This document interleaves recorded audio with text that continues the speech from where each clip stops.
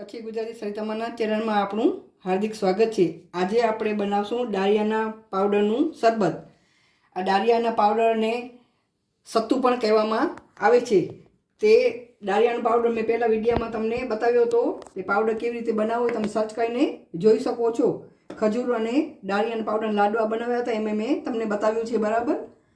આ શરીરને બહુ ઠંડક આપે છે, ઉનાળામાં લૂથી બચાવે છે અને એની તાસીર બહુ ઠંડી હોય છે। તો ગરમીની મોસમમાં કે ઉનાળામાં આપણે આ પીણું પીવું જોઈએ અને સ્વાસ્થ્ય માટે બહુ જ સારું છે। તેનામાં પ્રોટીન, ફાઇબર, આયરન અને મેગ્નેશિયમ ભરપૂર માત્રામાં હોય છે। તે પાચન સુધારે છે અને વજનને ઘટાડે છે અને ડાયાબિટીસને પણ કંટ્રોલ કરે છે। અને આપણે ભૂખ લાગી હોય તો ભૂખથી પણ બચાવીને ભૂખમાં રાહત થાય છે એવું આ પીણું હોય છે। તો એના માટે એક તમને મીઠું શરબત બનાવીશ અને બીજું એમ નોર્મલ બતાવીશ। તો પહેલાં આપણે સાદું બનાવીએ બરાબર। એના માટે આપણે આ 2 ચમચી આ ડાળિયાનું પાવડર લેશું બરાબર।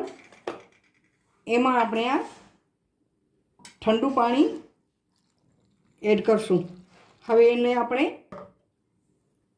આવી રીતે લિક્વિડ જેવું આમ બનાવી લઈને એક ગાંઠો એકે રહેવો જોઈએ નહીં, આવી રીતે આપણે બનાવી આપણે આ લિક્વિડ જે બનાવી લીધું છે ને એક ગાંઠું નથી, તો એમાં આપણે આ લીંબુનો રસ એડ કરશું। જો વધારે લીંબુનો રસ હોય તો અડધો જ, એક ગ્લાસ માટે અડધો જ ફાડો ઉપયોગમાં લેવાનું અને ઓછું રસ હોય તો એક લીંબુ લેવાનું બરાબર। આવી રીતે એમ તમને ખાટું વધારે ભાવતું હોય તો તમે વધારે નાખી શકો, તમારા સ્વાદ ઉપર આધાર છે। હવે એમાં આપણે 1 ચપટી જેટલું સાદું મીઠું નાખશું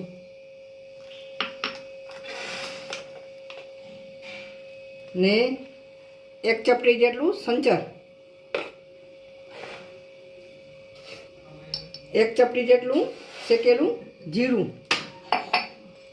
1 ચપટી જેટલું ફુદીનાનું પાવડર, આ અડધી ચમચી જેટલો લીંબુ શરબતમાં જે આપણે ઘરે મસાલો બનાવીએ, જે મેં પહેલાં વિડીયોમાં તમને બતાવ્યું છે, એ તમે સર્ચ કરીને જોઈ શકો છો, એ અંદર એડ કરું છું।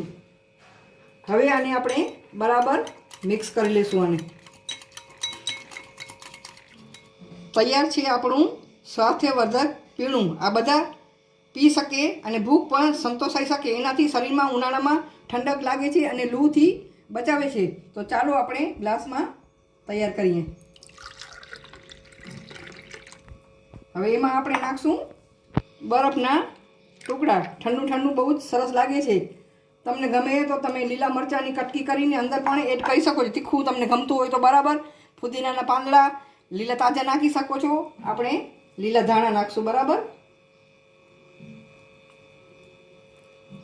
આ ડાયાબિટીસ માટે બહુ જ ફાયદાકારક છે, બીપી માટે પણ ફાયદાકારક છે। તો આ ઉનાળામાં આપણે આ પીવું જોઈએ।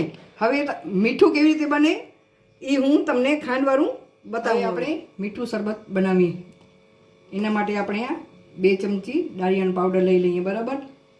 એનામાં પણ આપણે આ ઠંડુ પાણી નાખવાનું બરાબર અને આવી રીતે એનો પણ આપણે ગોળ બનાવી લઈએ, આવી રીતે લિક્વિડ જેવું બનાવી લઈએ। આ 1 ચમચી આ પીસેલી ખાંડ છે બરાબર। એમને એમ ખાંડ પણ આપણે નાખી શકીએ, પણ એને ઓગળતા વાર લાગે એટલે પીસીને ખાંડ નાખી દેવાની અને જ્યારે પણ આપણે આ શરબત બનાવવું હોય ત્યારે અંદર એડ કરી તો ફટાફટ બની જાય અને ટાઈમ પણ આપણો ખોટો બગડે નહીં। આવી રીતે બનાવી લઈએ આપણે। એમાં પણ આપણે 1 ચપટી આ શેકેલા જીરાનો પાવડર નાખશું। આ 1 ચપટી ફુદીનાનું પાવડર, લીલું ફુદીનું નાખીએ તો અતિ ઉત્તમ, અત્યારે આજે મારી પાસે છે નહીં। અને આ લીંબુ શરબતનો મસાલો આ નાખી અને બરાબર મિક્સ કરી લઈએ।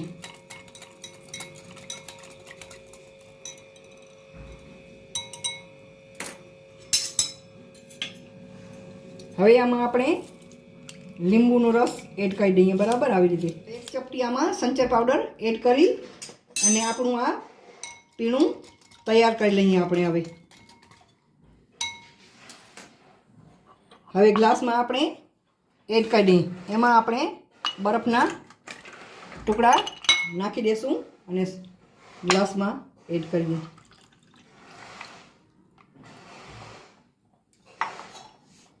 આ મીઠું શરબત ડાળિયાના પાવડરનું તૈયાર છે ને આ ફક્ત મસાલાવાળું, બરાબર? આ મીઠું શરબત, આ નમકવાળું. તમે ગમે એ રીતે તમે એન્જોય કરી શકો છો. તમને મારી રેસીપી ગમે તો લાઈક કરજો, શેર કરજો, કોમેન્ટ કરજો અને મારા ચેનલને સબસ્ક્રાઈબ કરજો. આભાર તમારો.